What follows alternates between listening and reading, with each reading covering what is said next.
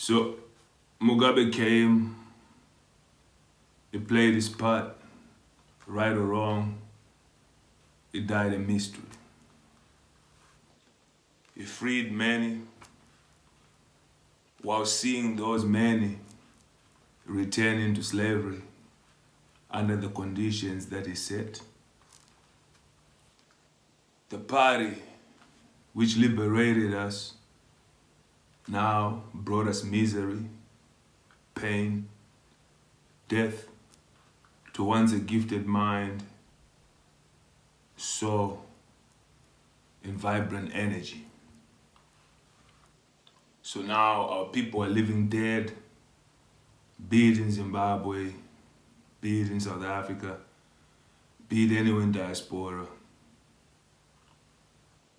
What are their reasons to survive? Then we enter a war of ignorance.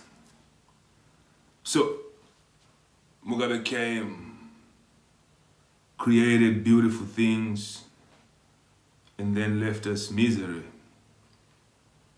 But one man to get all the blame is not quite fair. Who was he with, throughout all this time? We find that the current President Mnangagwa was one of those guys, So in 2018, funny enough, I was at a conference and I was asked, is they had just done a coup? And my thoughts on Mnangagwa. And then I was not a fan.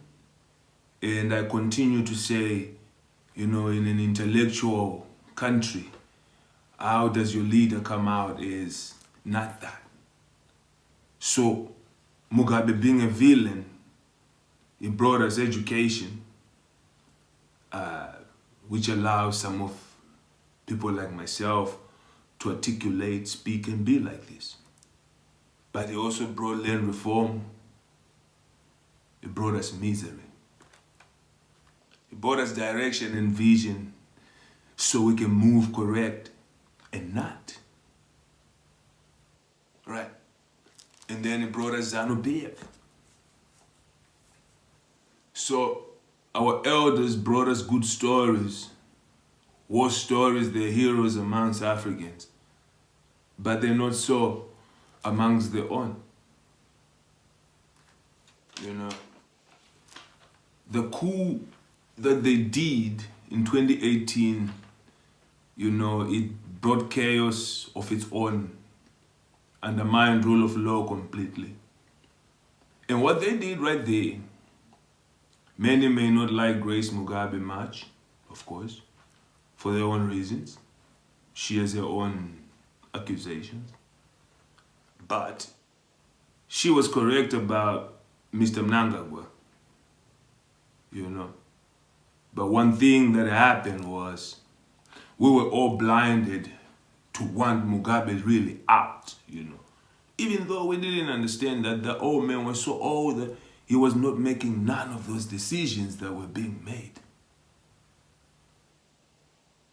Years later into his death, years later into Mnangagwa, now I think it's clear to see the old man did not play all these atrocities of pain, misery, and injustice to his people alone. No. ZANU regime, the army, I never want to think the army is ZANU. No. The army is the army. The army will always act when they feel the country is crying. Like in 2018, it was hectic, right? And then the army seized power, which led to the coup. But they brought the wrong guy there. Because before the old man, the coup, there was a sit down which was supposed to happen, which was supposed to have voted the old man out of power officially. And ZANU-PF themselves were going to choose a candidate, a rightful one, which they were like. And this candidate would not have been Mnangagwa. But they knew that, in politics knowing that, fast forwarded, with the help of the now vice president, who was the commander of the army, the coup happened, then they put the wrong guy in power. I have love and respect for our Zimbabwean army. For Chiwemba himself, I mean, he's a man of command, he's a commander, but some of the injustices, mdara, asibo.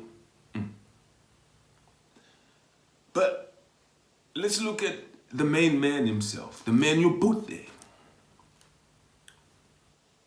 Unfulfilled promises, he came with so many promises, went all the way to Switzerland, spoke nice there.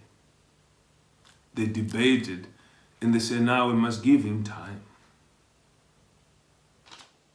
Further lack of vision, an uneducated president leading a bunch of educated people to the rest of the world will come out as a clown. So now we're faced with poverty, hunger, and wickedness amongst our people. Because even though the late Mugabe was bad, he stood for his people, the country would not go hungry or cry and cry the way it's crying now. It's not like if he was here, he would have changed anything for the better. No. But when you took this power, you gave an oath of promise to resolve the problems of your people, which never happened. So uneducated leaders, do not really make us look right to the world. Mind health and intellectually capable to compete on that level that we are known to be able to compete. Because most of our people are sad, they are in misery. They're just defeated because they just don't know where to belong.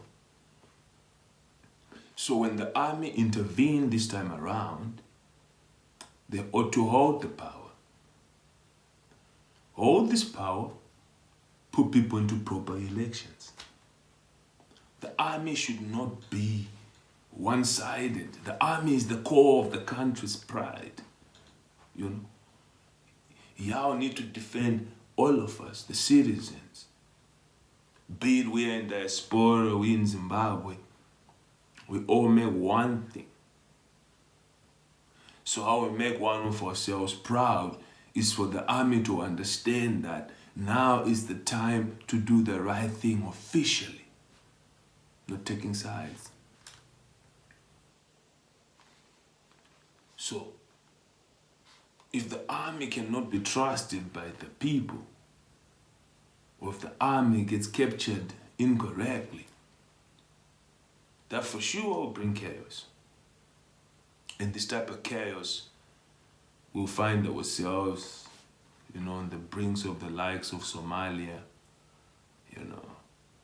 uncontrollable forever, because a country like Zimbabwe, once you teach them that they can get crazy, I don't see how these intellectuals will then want to give up this so-called individual power, to one man. So, one thing that's for certain is Mr. Mnangagwa was not elected. He forced himself into power. So when he forced himself into power, as always, the Zimbabwean citizens, had nothing else to do, because the police goes heavy and they harass people. The army even gets used now and then. So at the end of the day, we should understand that these brutal conditions that were created, and came after colonization.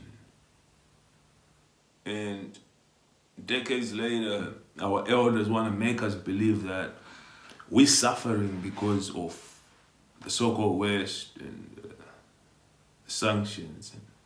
That's just a lie, Because looking at everything we're suffering, that's more human to human suffering, There's a lot of money in Zimbabwe there. There's a lot of resources in Zimbabwe. But they're looted to favor.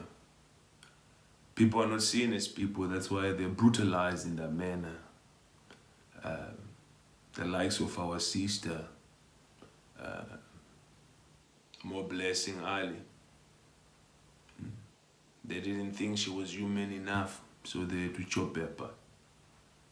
I don't know, a statement they were trying to send, whoever it was. But in a country that has lost it, you can expect stuff like that.